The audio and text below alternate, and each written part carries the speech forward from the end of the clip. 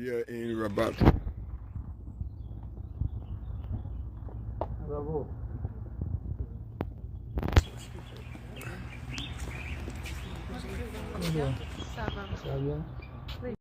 I invite you for a picture with the quote. Okay. So we are here at the entrance, and the first thing you see is the inscription of a quotation by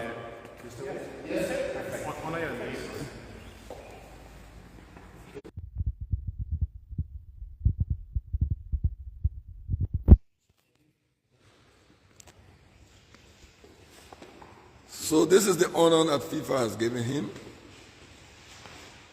at this new edifice, and he's doing the inspection. As you can see, a very beautiful building, I must say.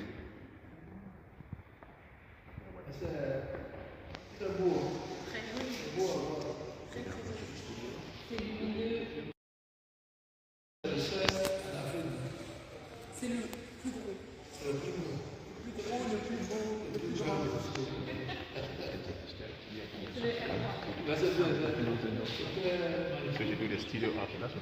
Yes. I follow you. So we have commenced the tour of the building.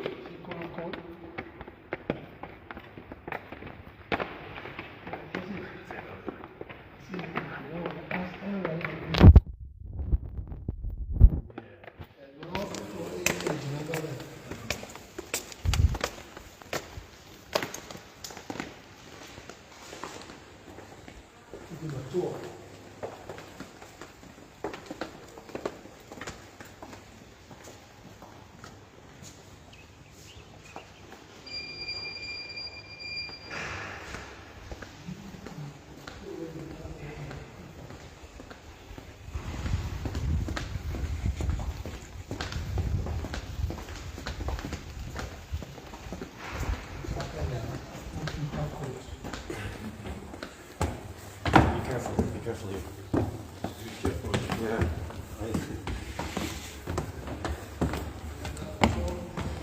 The studio is there.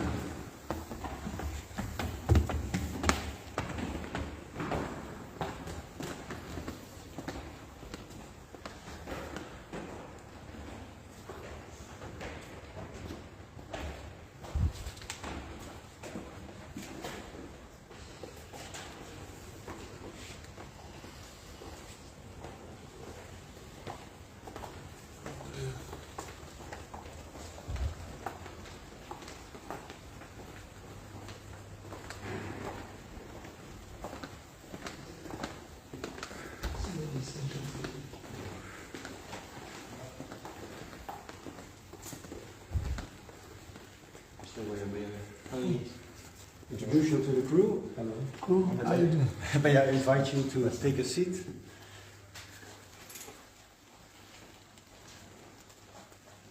We have some water if your throat is dry.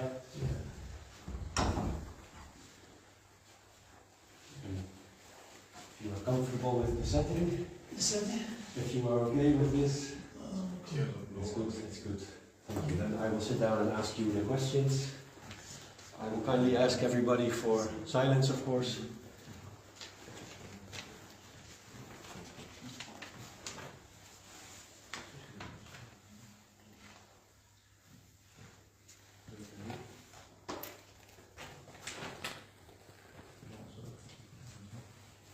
The objective of this interview is to talk about the players' voice panel and about the topic of racism in football. So I have a few questions. We will use this for FIFA platforms, for FIFA video news release, for FIFA website, and the topic is only the players' voice panel, and of course you being the honorary captain of that. So, yes, okay. So your time is highly appreciated in advance, and if you can give me let's go, I will start. Okay. Honorary Captain George WEAH, many thanks for your time. What made you want to become involved with the FIFA Players' Voice Panel? Well, first of all, I want to thank Ipapino for putting me on this team. I think it's important for the role that I play in society as a former footballer and then former leader of the Republic of Liberia. My voice is critical because I played the game. I experienced racism during my time, so that I thought I'm one of the players who will be in a position to say no to racism. You said when the panel was announced, football brings unity and development. It also enhances humanity. I will give all my efforts to promote the sport because football is life. Can you kindly elaborate a little bit on that quote that you gave? What football, we all know it's a universal game. It's the only thing that brings so many people together. We will always experience when there's a game, because our football unites people. It brings the entire world together, and that will make it beautiful. I'm glad I played this game, and I experienced every way, in every form, the behavior of different nationalities. Some come with love, some will hate, some are racist, some are not. But at the end of the day, what is important is to take away the negative part of sports, which is bullying players, fans against fans. Because the essence of the game is to unite, is to enjoy, and is to have fun, is to play, is to love the game. So many people around the world leave from one point to another point to watch a group of people exemplify what football really means. It's peace, it's love, it's fun. I experienced that. I experienced the love, the peace. And also, what we're trying to do is to keep racism out of sports. It's not good for sports. So this is the effort we're making to make sure that we all universally fight. In football, you always meet twice. At FIFA, Arsène Wenger plays an important role. Arsène Wenger is also very important for you. You said he was a father figure. He regarded you as a son. And this was a time when racism was at its peak, you said once. Can you kindly touch upon the bond that you have with Mr. Wenger? And can you kindly give us some context about those days and racism in those days? You know, every time you talk about Arsène, anyone, I'm flattered because I saw not just a coach, I saw a father figure.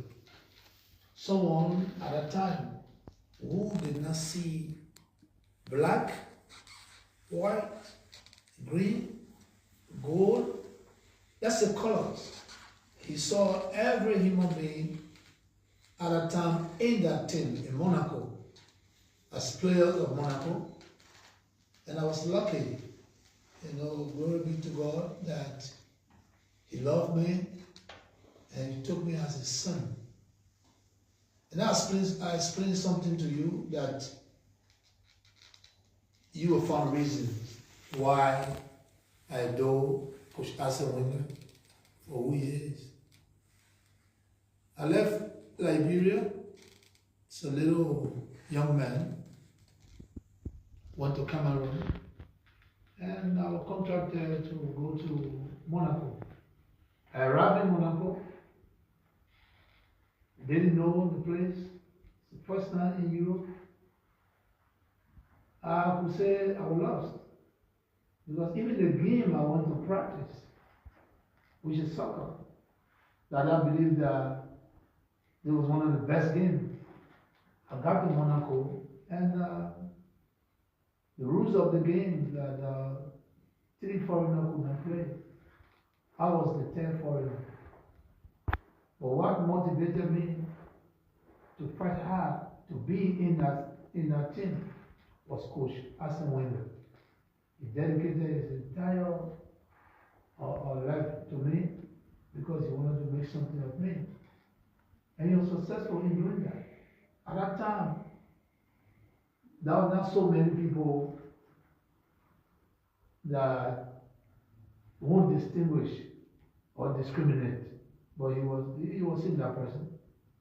He made sure I went to school in Monaco to learn French.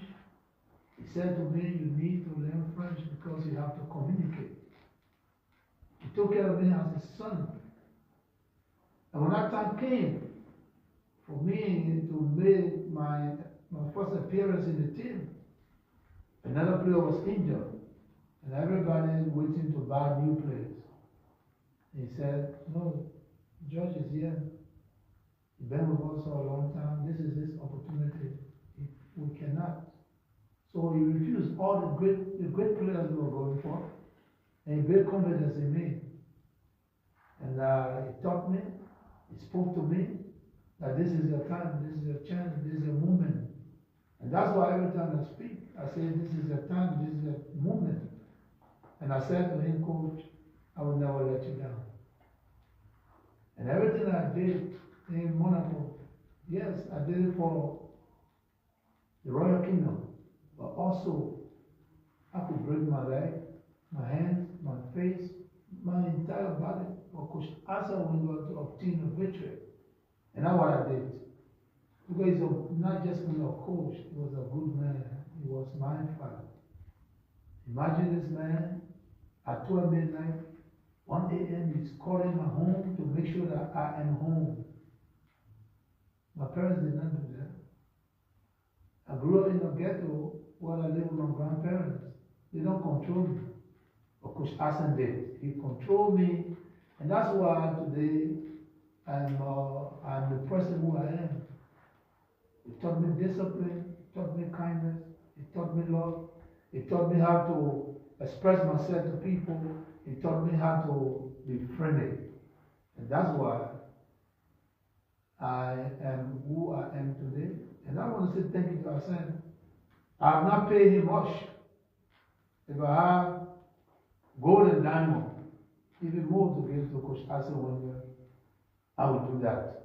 But what I know, I'm grateful to God that Coach Arsène, through the call of God, came into my life. They did not disappoint me, and I never disappointed them. But thank God that I made it. Thanks to Arsène and all of the players that I played with in Monaco throughout my career. I want to thank everybody. But Arsène is the man. He was the father figure. These are very powerful words. Thank you for that. You have experienced racial abuse in those days as a player yourself. A famous example is in 1996 in the Champions League. It was a horrific example of racism. But the times have not changed. Your son, WEAH, last year with the US national team was also targeted with racial abuse on social media. Can you reflect on racism in football? It was happening in your playing days. It is happening in the playing days of your son. What are your thoughts on that it's still there? It's still happening. Well, I think we have to promote non-racial effects in the game. And we got a lot of people that don't understand what family means. You know, we are all family. We are one people. Who comes to the field, we all together. We are one people, and we need to love. We need to embrace. It doesn't matter. Sports. Today you win, tomorrow you lose. You continue to move on. So there's no need for and racial behavior. I experience it, like you say, my son. But this is life. We now have to do our best to make sure that we educate people. We let them know that we can live together. And that's how I put my mind on what I was doing, not what people are doing against me. If I come here today to testify, my testimony will be real. But what I came here to do is for the world to know that there is no need for racism. We must enjoy the beautiful game, walk together on the stadium, sing together, and when we are defeated, we try again. That's what the game is about. Enjoy it, So even on the pitch, I experienced racism with some friends, players that didn't understand. But at the end of the day, I remain focused to make sure that we educate people. Because sometimes when I'm upset, when someone calls me nigger, when I'm angry, when I go towards that person, and then sometimes I pull back to say, you know what? My own people calling me nigger anyway. So what's the issue? But I think what is important is for us to forget about calling each other names, and embrace each other and make friends. That's what the war is all about. War is no good. Racism is a disease. We cannot continue to condone racism in a public space, most especially on the field, where everybody is supposed to be working together, enjoying together, and have fun. Enjoy the good of the game. How do you see the landscape changing in terms of society's understanding of racial abuse and its impact, especially among young players? What we will continue to explain, but I think what we need to do, and this is what we're doing, come together to use our voices, to communicate our voices to young people that are coming up. Like I said to my son, the most important that you have to do is to make friends and enjoy the game. There will be a lot of people, everybody can love you as a player. There will be oppositions. So you focus on what you are doing. Those that love you will continue to love you. But love everyone, just as you are. So it's okay. We have to continue to promote friendship and forget about being racist. I don't like to use the word racism because I live among people, black and white, green and gold, and I am who I am. So sometimes we don't focus on that. But it's important to those that don't understand that racism is applied. Racism is a disease. They need to kick that out of the most beautiful game, football, soccer. With all your experience on the pitch and your successful career in society, what do you think you can personally bring to this fight? Well, my experience, my voice, I have a voice, and I thank God that people give me voice. Coach Arsène gave me voice, Africa gave me voice, my parents gave me voice, the FIFA gave me voice. So if I can use that voice to educate people, why not? This is all I have. Is to talk to people, to let people know that we have to love each other. Harmony is important. Peace is important. The Players' Voice panel has many other strong voices. Drogba, Sorin, Silvestre, Lothar Schilling, Fadiga, Cordoba, and so on and so on.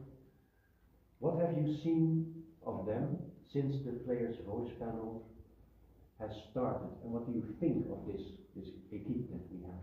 Well, I've been seeing a lot of messages. I think that's the best way to go. And I believe that the more we are, the better it is.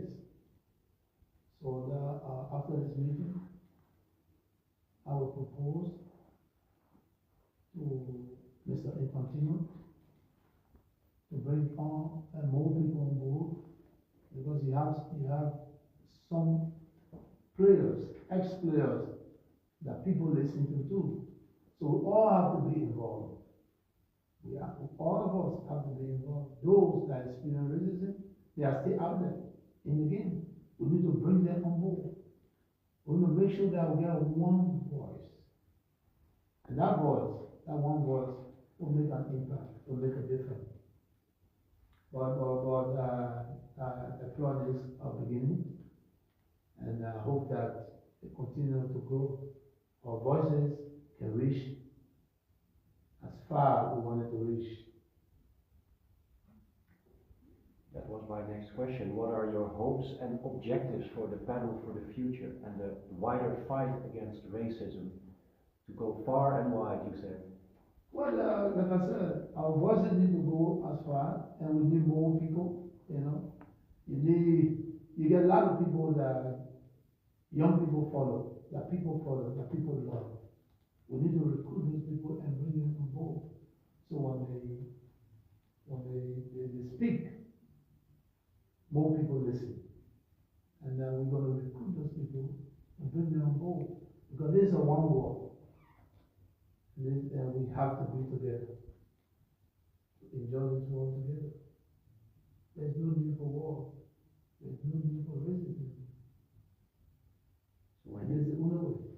So when you speak to the FIFA president, your message is, we need a bigger team. We need more voices. It's always good for more people to get involved in anything that we do. Even the FIFA. When we were at FIFA, a football committee member, FIFA was great, FIFA was good, but FIFA was growing. You see today, there's so many people, so much young people. You can see the team have grown. And that's why you see how far FIFA is reaching and how great FIFA is. So as FIFA continue to grow with the best brain and the best people, FIFA will continue to make an impact. We should not overlook that. You know, my FIFA in the 90s and the FIFA today, you can see that there's a lot of improvement. So much has changed, simply because of the diversity. That diversity that making FIFA what it is. We were strong leader, strong president, Infantino, who listened to everybody. And that's the picture that we're fighting for, you know. He listened to everybody. So everybody needs to be on board so we can make this shift. You know, shift the family, city towards prosperity. And solidarity and peace is important. Yeah. Mr. Weah, your time is highly appreciated. I want to thank you for your time. I wish you good luck in the meetings today, and thank you for sitting here with us. Thank you very much. Good to see you. Thank you for the interview. I will kindly bring you to the meeting room where Gelson is and the others. Thank you all. Thank you. Thank you. Thank you very much. Thank you. Thank you very much. Oh, is it, Mahaba. Assalamu alaikum.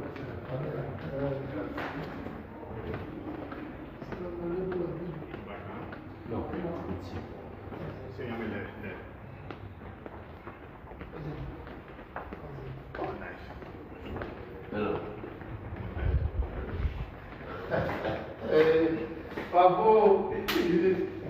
Okay, he's meeting with former Senegalese international, former PSG, Kalilu Fadiga, former World Cup goal scorer.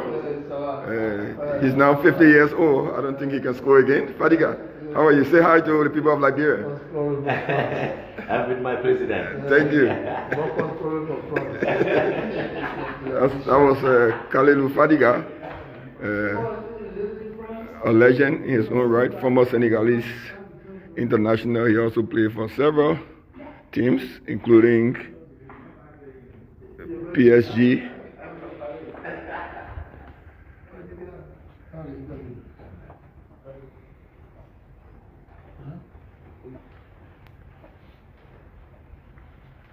There's a fantastic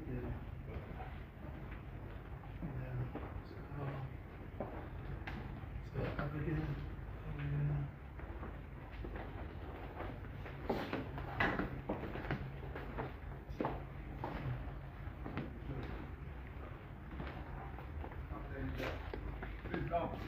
Assalamu alaikum. Mahaba. Please come, you have a sit there or whatever you want. Oh. I I know where you can put them. Where you want. So this is the Where you players want. panel. You see all the members, former legend. I see former Colombian player, Ivan Cadoba. Ivan, say hello to Liberia. Hello to everybody. Thank you, Cadoba. Former Nigerian international. She's here. Our former Jessica from France. Former France striker. What's it, striker? That's it. Can you introduce yourselves to the people of Liberia? Maya Jackman from New Zealand. New Zealand, Lotta Schelling from Sweden. Sweden. Yes. You played the World Cup before, right? Yeah. Thank you. Oh, Mikael Silvestre. Please say hi to the people of Liberia. Hi, Liberia, we love you. Thank you. Oh, I have my own brother here, the head of development. Yes. You've been to Monrovia before, right? I've been to Monrovia Thank you, before, thank you. thank you. Oh, my sister Cherry from Kenya. from Kenya. Yeah. Thank you. Chelsea, how many World Cups you played? 3. 3 World Cups. Thank you. Good to see you. Okay, that's Gelson Fernandez from Switzerland, Good to see you. a World Cup veteran. My name And this is the Ian. director of FIFA for Racism and Discrimination. Hello, committee? not director yet, Oh, but they- soon director. Okay, very soon. It's good luck. Thank you. Hi, Priscilla from Also FIFA. This the team from FIFA, and they are about to start a meeting now, so I have to leave the room. Kalilu, beautiful goal. Okay. Eugene, we good? We can Yeah, yes. So I'm out now. stay, yeah? Yeah, I'll cut the video off and come back. Stay, yeah? Yeah, I'll cut the video off and come back. Because I know the president would like some notes, I'm sure. Yes, thank you. I think it's the first on-site meeting which Mr. Weah attended, and we will come back shortly to what we did yesterday and what we did today, just for you, for your awareness. But I think you want to speak to your colleagues, right? Yes. And first of all, I want to thank Jan. Thank you for giving us the opportunity to be on this panel. I think we all can promote this, and I'm honored and I'm ready to work. You know, I've worked for FIFA before, and I'm coming again from a different angle. I think this is important because we all experience racism. This is a very good topic, and then I hope that we ourselves, we're going to continue to recruit so we can promote this panel. And I'm ecstatic. Thank you again, and thank all of you, and good to see you. Willing to work with you, and hoping that we'll work together well for best results. The game needs us as we need this game. So let us work together. Let us continue to do our best. I our children are out there. They are on the stadiums, they are in the communities, and a lot of people that don't understand, make those remarks. I remember when I was a young man, and I was very young when I came to Cameroon. I went to Cameroon, and then I went to Europe. I went to Monaco. One thing we fought was discrimination. When we came, we could not partake in winning either the Ballon d'Or because we were African. We spoke at FIFA, I think I spoke, that we cannot be playing in this league and then we can win anything. The fact that we are playing in the European leagues, we are not African no more. We have to be a part of this because we have talent. And I remember that when FIFA changed that rules, and in '93, I won the Ballon d'Or. So if FIFA were not going to make amends for African players that were in Europe, we were never going to be part of winning Ballon d'Ors and all that. So you see, when you speak, people listen. And this is why we are here. We need to speak. We need to continue to recruit for good and great voices that will allow people to understand that racism is applied, it's not a good thing for society, and we will not encourage it. So we'll continue to find reason why people that are racist will not be among us.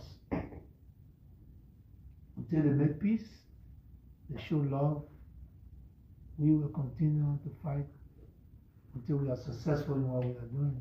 Good to be here this morning, and I'm here to listen. Thank you, sir.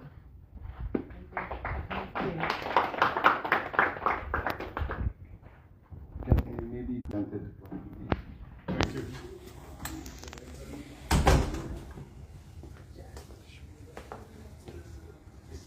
So very soon we'll be going offline because the details of the meeting itself cannot be recorded. But this is just the second of many events that will take place today.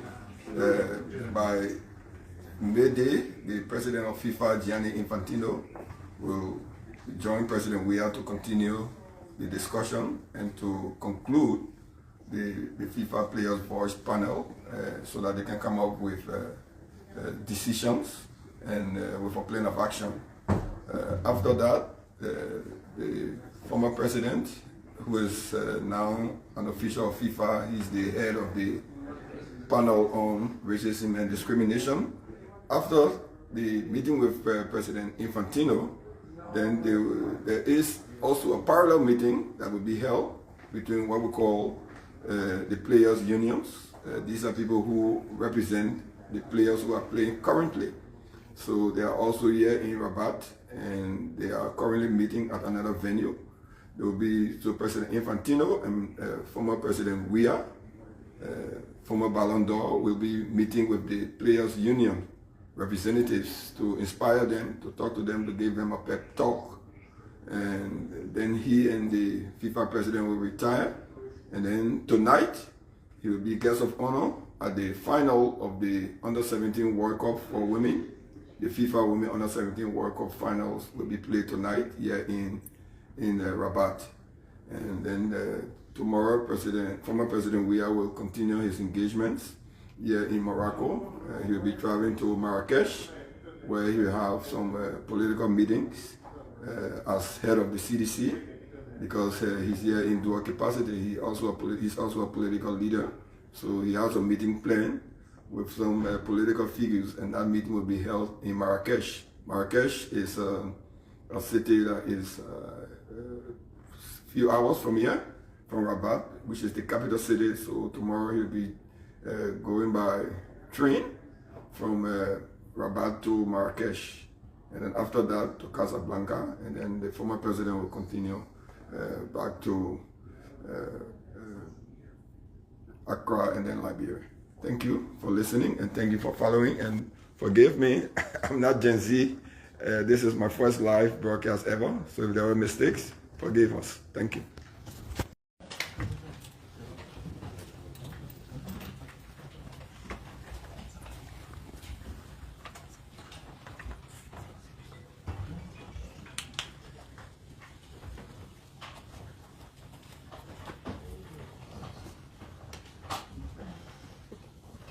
Mercy was sharing her experience of talking to the players about this topic at this tournament, and also which other kind of I would say feelings and how the players have been opening up and expressing other things that they have experienced as a player and the connection with the game. So when you came in. Sorry for interrupting. And going back, like talking about how they can have children and they are women, so they should stay in the kitchen and cook and not play football.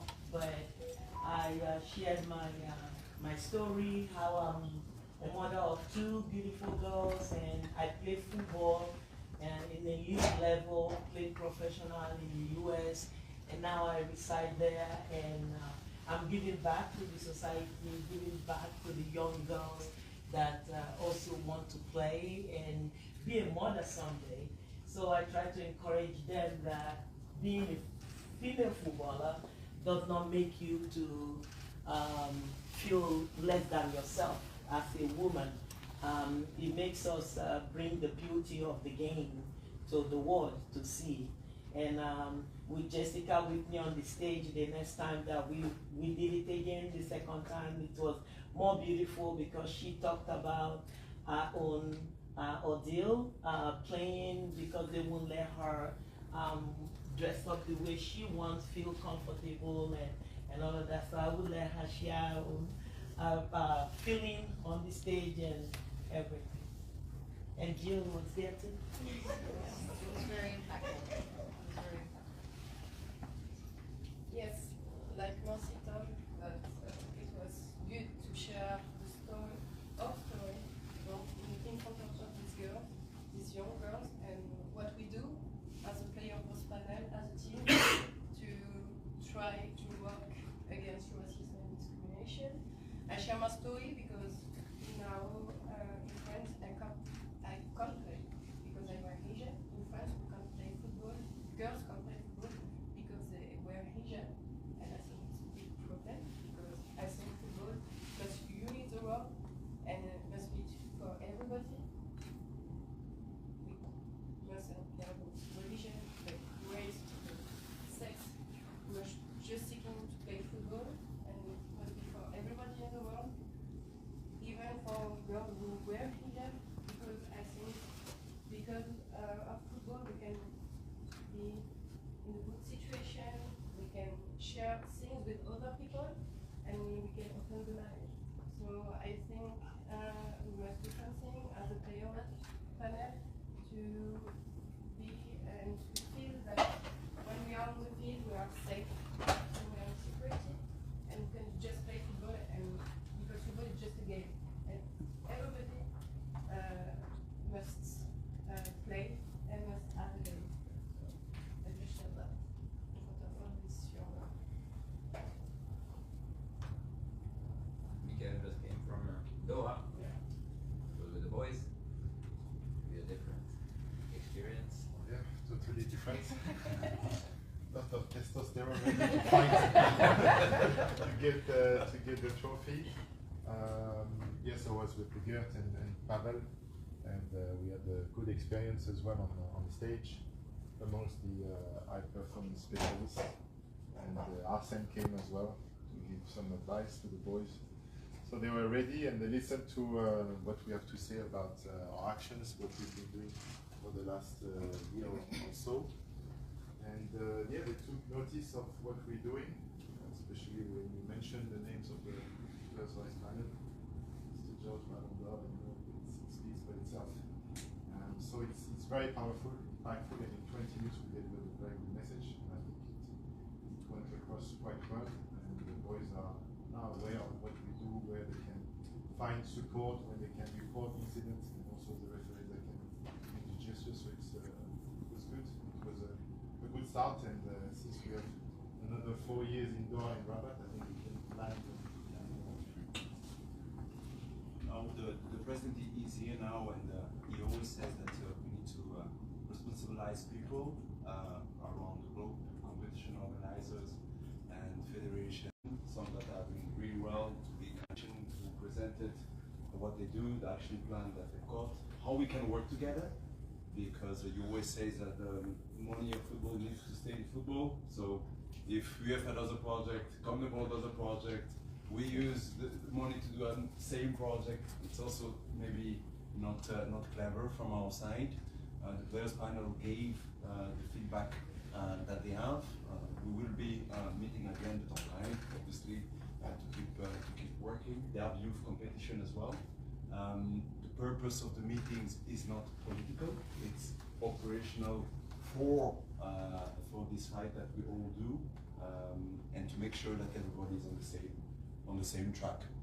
These were the 2 days. If I summarize this properly, Ivan, maybe you can touch base. And Mr. George also came and said that we need to make sure that we sensibilize the governments and to touch base the communities. And Mr. George, maybe you want to address people here while the president is here. Well, thank you. I think I prepared a speech on behalf of the panel. So, Mr. President, good to see you. Distinguished ladies and gentlemen, on behalf of the legends, my fellow panelists, I would like to extend deepest thanks and appreciation to you, Gianni Infantino, President of FIFA, for giving us this important opportunity to serve on this panel aimed at fighting racism and discrimination in this beautiful game. As the great Nelson Mandela once said, racism is a blight human conscience we all must work to eliminate. This disease from the beautiful game, on and off the pitch. I want to thank all my fellow panelists for stepping up to this huge challenge. We must build upon current efforts by FIFA, the various federations, our partners in government and civil society, and find new and innovative solutions to this ugly situation. Since yesterday, a lot of work has been done here in Rabat. As we continue the discussion today, let us remember that humanity depends on all of us to succeed. On behalf of the panel members, I also wish to assure everyone that as individuals who have personally experienced racism during our own careers, we understand how profoundly damaging it is, not just to the sports, but to players, fans, supporters, and humanity at large. To my fellow distinguished panelists, it is a proud moment working with all of you together as we strive to kick racism out of the beautiful game, for the good of the game and for humanity. Thank you. Mr. President, welcome.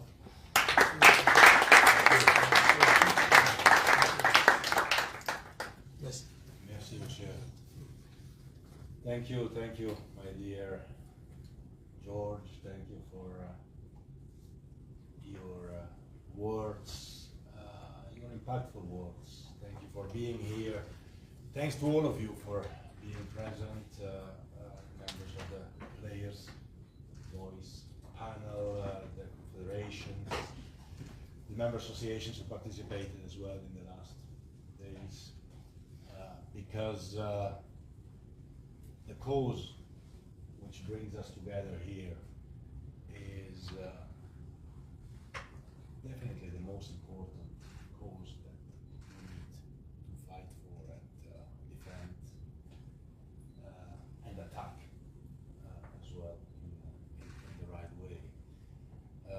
And we can do that only if we are working all together, as you rightly said. Only as a team we can win. You've all been great players.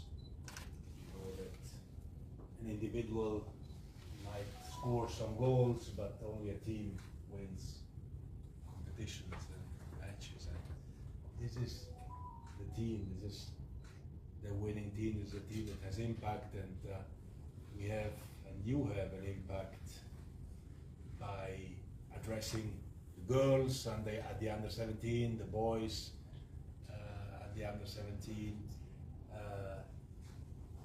the world with our words and our actions. We started this process at the FIFA Congress in George last year in Bangkok, where we had the unanimous support of all 211 member associations to really do something, because we have been talking enough.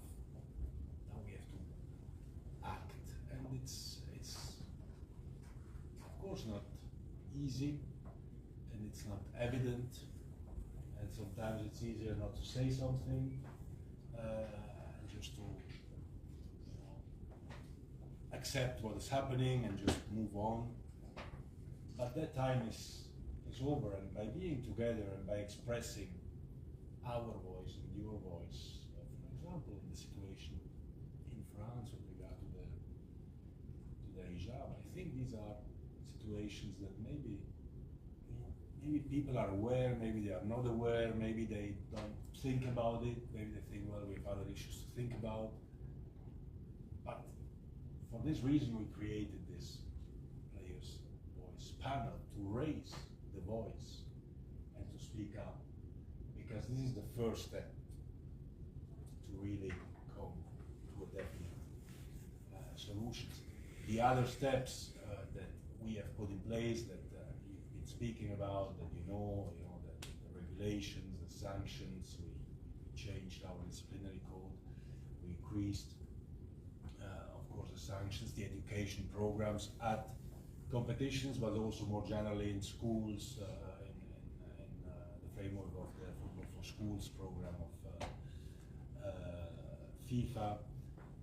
All of these steps are, of course, integral part of our process to defeat racism and discrimination once and for all. And it has many different forms.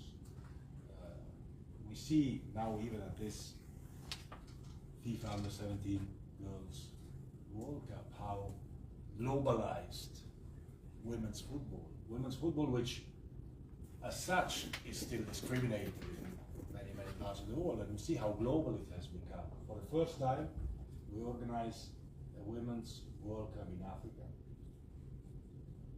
and the semi-finalists are from 4 different confederations, from CONCACAF, CONMEBOL, AFC, and UEFA in Africa. So we can see that the whole world is involved, and that's why the strength and the power of the message that we can pass and that you can pass is absolutely crucial. Similar for the boys who are playing now in Qatar in the Under 17 World Cup. There is an attention, there is a media attention from all over the world, and we have to use this attention to pass our message and to continue with this. It is much more powerful if you speak than if some administrators speak, or even if some decisions are taken by some disciplinary bodies which affect only one particular situation. We have to do everything. We have to act. As I always say, and I really believe that to act in a racist way is not just wrong, not just right, and prosecute and push authorities to prosecute racist acts. But on top of that, we need to keep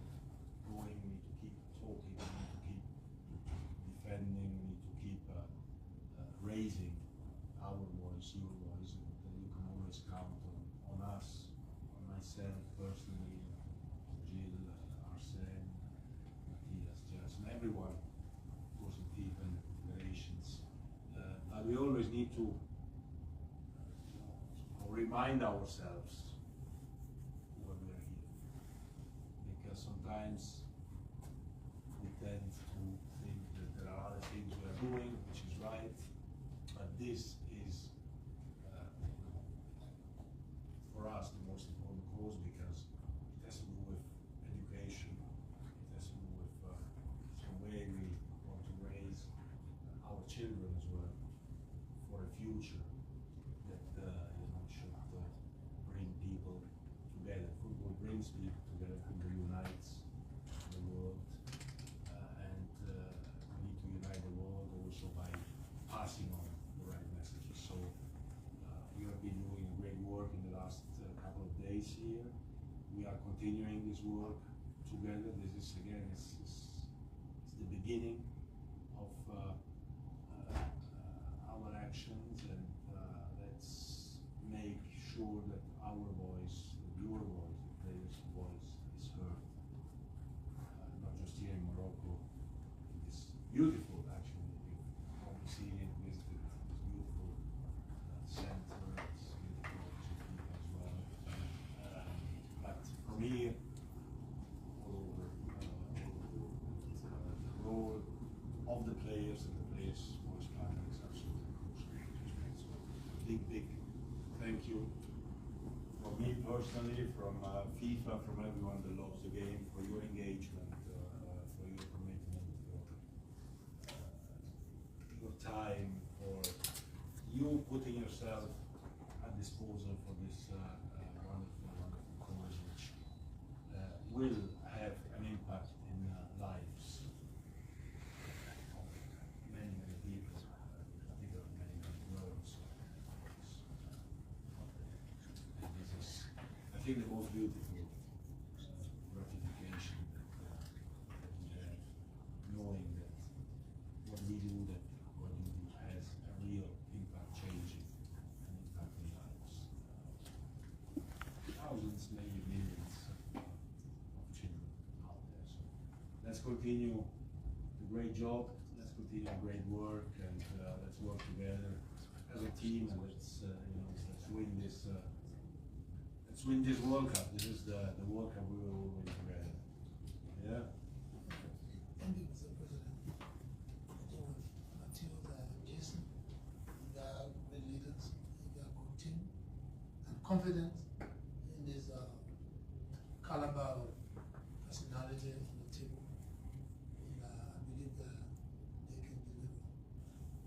Thank you for the opportunity. Thank you so much. The family picture outside? Yes. Yes. And then there is the players' union.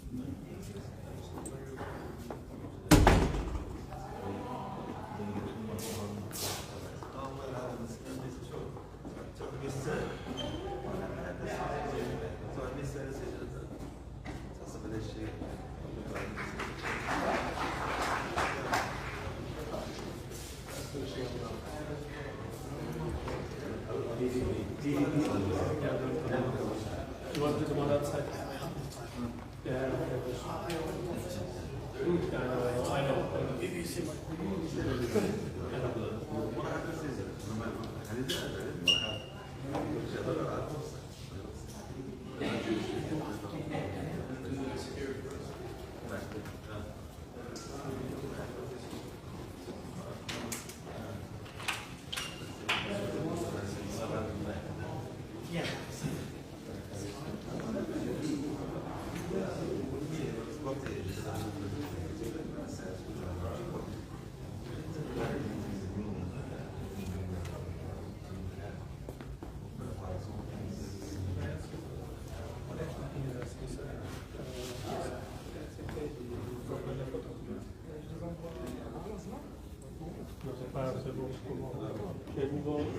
J'échange les échanges. Oui.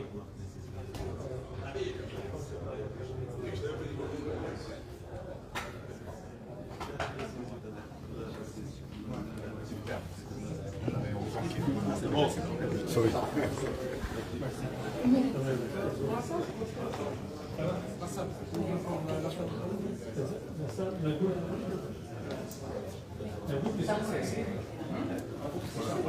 Et après,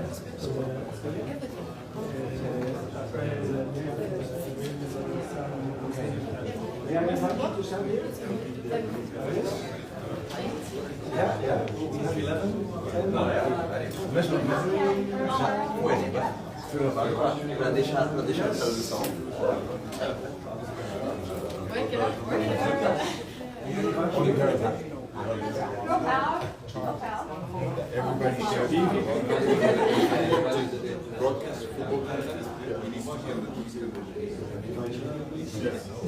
PvP team members. Yeah, players are Il faut enlever le...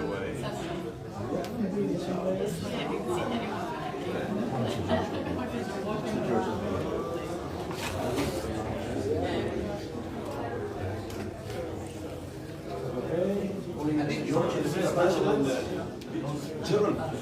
You do the confirmations. You want to proceed. Only PvP and captain. And FIFA GS. Yes.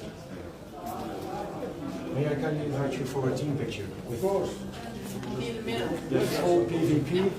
May I also kindly ask you to make it...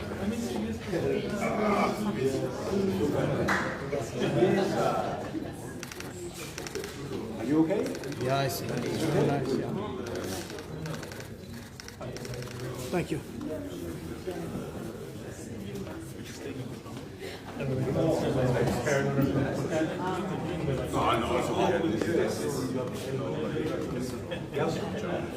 Confederations. Please. Christina, where's Christina? Please. Huh?